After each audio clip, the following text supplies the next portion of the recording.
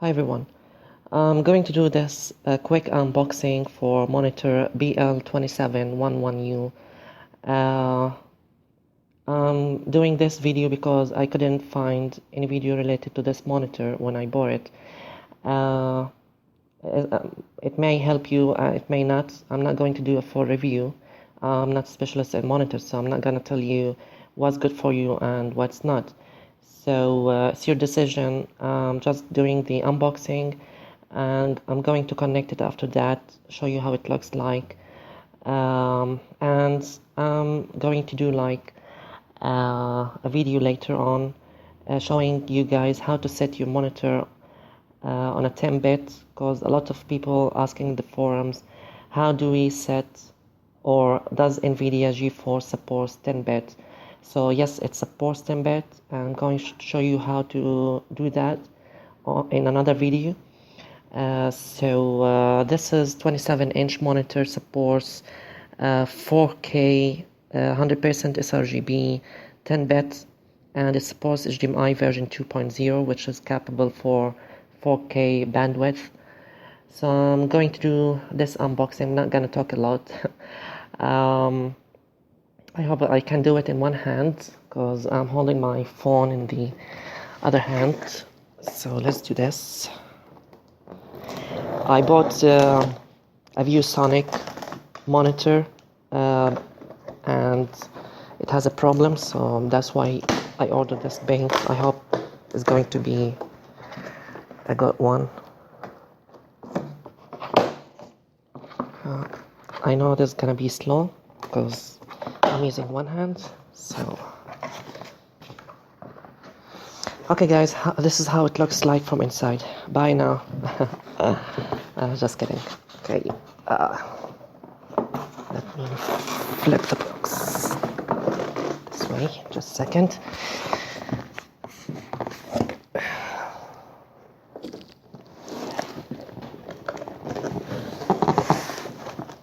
Okay, now it's upside down. Ouch. Sorry guys, I'm back. I think there's a CD inside, which is, it may be manuals or drivers for the monitor. There. Let me switch off my... it's okay. It's shining, but it is, yes, drivers and user manual. It should be like instructions, and this is the base for the stand.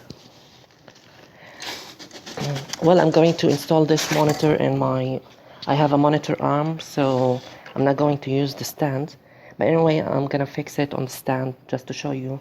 But later on, I'm going to fix it in my arm, monitor arm. And this is the power cable, DVI cable, and this is dual link. Let me show you this. Okay, this is dual link. I think it's called, this is the D version, because this is digital only. So, and this is what you call it, display port cable. And this monitor supports display port 1.2. This is USB 3 cable if you wanna make your monitor like a hub for USB 3. And this is the HDMI 2 version 2. I'm going to open this to show it to you because I guess not a lot of people saw the HDMI 2 cable before. The HDMI 2 cable, yeah. Just a second, because I'm going to open this with my one hand again. Okay. So this is HDMI 2.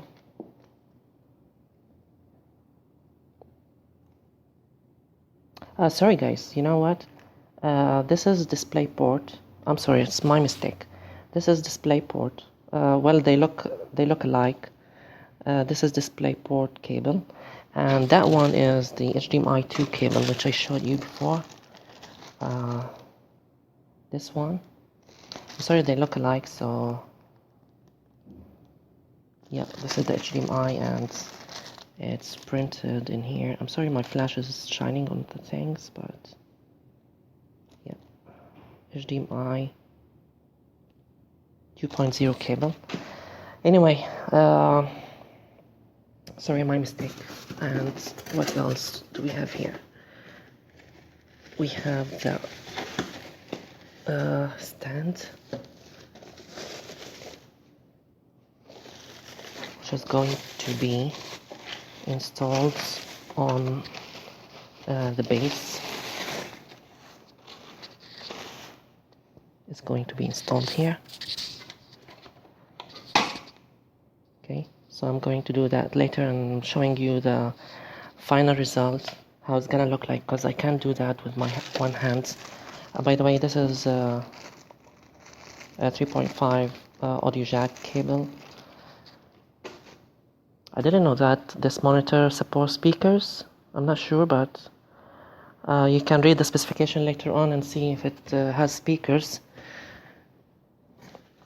And this is the monitor, so let me take it out and get it here. Just a second guys, let me move this from here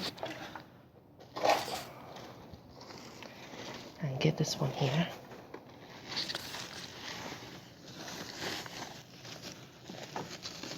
Just a minute, let me take it off. Okay, so let's see what ports it supports before I show you the monitor itself. This is on-off switch, standard power cable for the monitors, so it doesn't have an adapter. And this is the audio jack port, DVI, and this is the HDMI, and this is another HDMI. This is the display port. Oops, sorry. Okay, so this is, if you see here, HDMI 2.0 only port. So if you want to use the HDMI 2, you use this port. This is the standard one. And display port, USB 3, and this is where you're gonna plug your, this is USB 3 input, and this is where you're gonna use your ports. So let's see how it's gonna look like. Well, this is nice thing from BenQ that they put this bubbles sheet on the monitor, because it really protects the monitor. As I said, the ViewSonic which I got before, it has a problem, and I can see like a warm spot in the middle of the monitor, which makes me upset. I paid like over $1,000, and it was faulty, so I returned it. I hope this will be better because I have another BenQ, 3D monitor, so it's good. So I said, let me try the 4K one. So let's remove this now.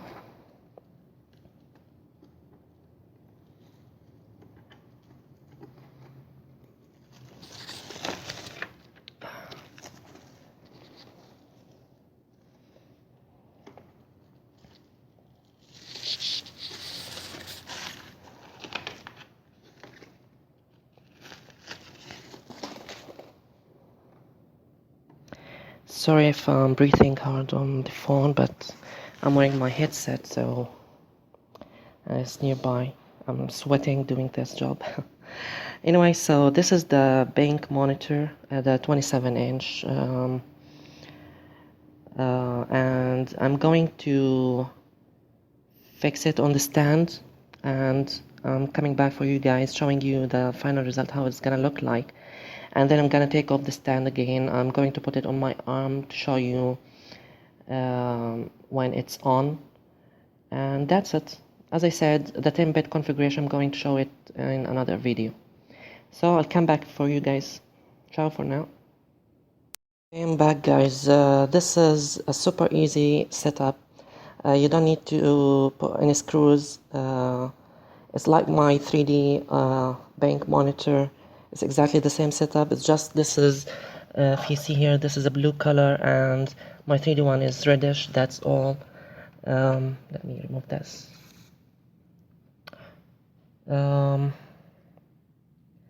Yeah, and here is the menu buttons, exactly the same. My 3D one, it has the switches in vertical way. So it's, yeah, and you can do portrait modes on this. So it's like going to be like standing. Well, it's huge when it's standing, so I don't know if some people are gonna use that. But anyway, let me put it back as it was. Yeah. So this is BenQ brand, but I don't know exactly what's that. It looks like infrared receiver or something, or it's gonna light later on. I'm not really sure. I'm gonna read about that, or when I turn it on, maybe it's gonna show up what's that. Okay, from the back side of the monitor, I'm gonna show you how easy it is. You just there is a button here. If I click that button, it's out. So it's that easy. You just put it on stand and it's gonna click and it's going to be fixed. Here, if you wanna hang your cables, well, that's it. Oh, let me see what's that on the side as well. Maybe I didn't mention that earlier. There's USB ports as well. If you connect your USB 3 hub cable, and this is audio jack from the side as well for the headphones. Okay, it's not gonna focus anyway. So this is the monitor on stand while it's fixed, and I'm going to take it off now from the stand. I'm going to fix it on my monitor arm, and I'm going to come back to you guys, show you how it looks like when it's on and live, and I hope it doesn't have any problems. I'm going to tell you what do I think about it, and it's your decision at the end if it's good or not. Okay, so I'm coming back to you guys. Okay, I'm back. The monitor's live finally. It's midnight now. I had big time fighting with those monitor arms and set my monitor on it, and I'm sweating. Okay, so guys, this is a perfect monitor in all aspects.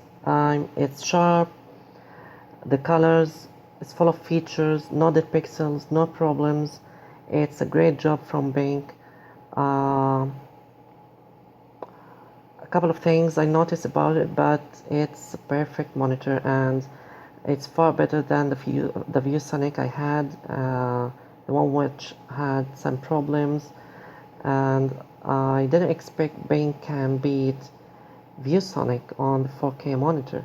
Anyway, so I have this 3D monitor from BenQ as well on the right side, and the white is reddish. You know, guys, the monitors doesn't come with the pure white, so either it's bluish, reddish, or warm white. This 4K monitor has the warm white, which is good because everything looks more natural. It's not like artificial white with a bluish or reddish white. I love it, and you're gonna only see that yellowish white if you concentrate on the white for some time, which you don't need to do anyway. But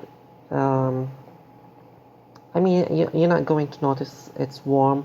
Maybe because I have another monitor here and the white is different, and I keep swapping between them. That's why I can feel it's a bit warm. But anyway, it's perfect.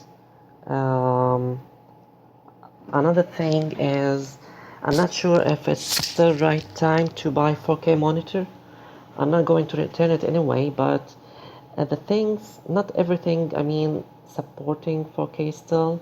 This is Windows 10, for example, and I had to go to settings, to display settings, and to set my magnification to 150%, which is recommended by Microsoft or Windows to see things normally.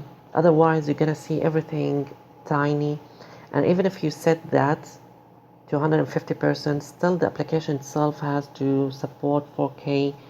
For example, if you open Photoshop, you can't see the text, you can't see anything, it's very tiny.